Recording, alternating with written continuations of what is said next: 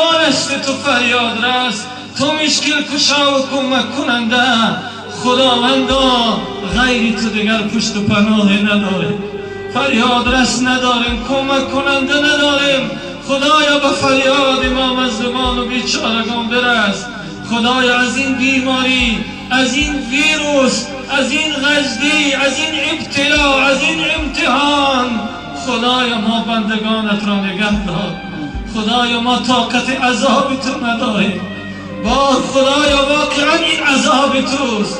خود نشان دادی ایستادی که من همین قدرت دارم. والله از این قدرت های بالاتر داری خدایا.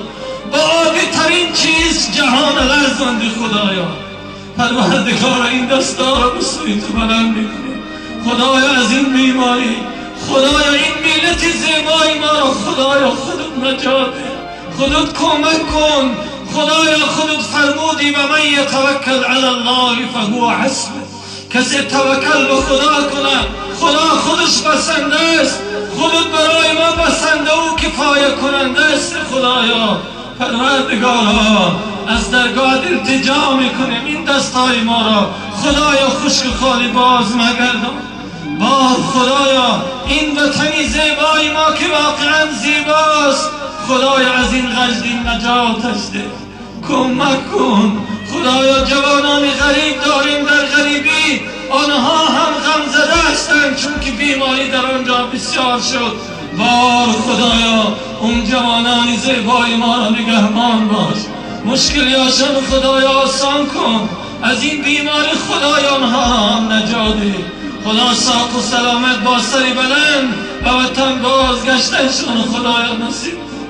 خدایا واقعا شاید به سبب گناه ما این مشکلی رو بالای ما خودت آوردی.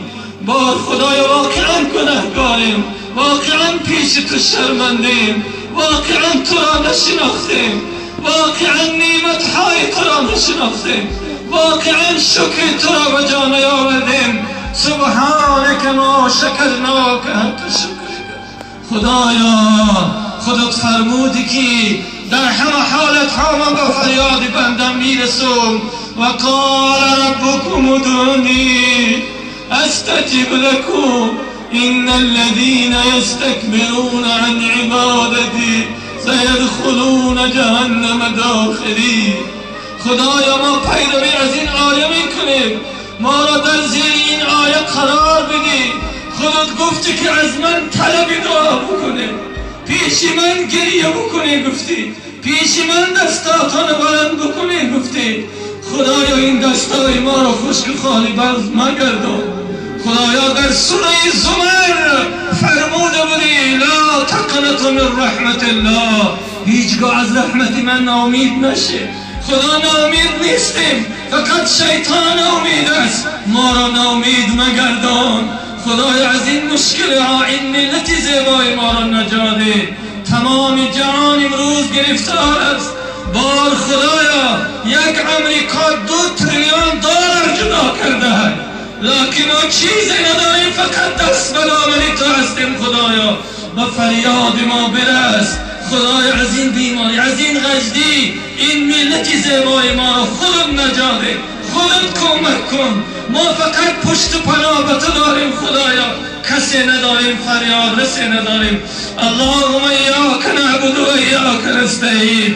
اللهم اهدنا الصراط المستقیم صراط الذین انعمت علیهم غیر المغضوب علیهم ولا الضالین. لا اله الا انت سبحانك انی کنت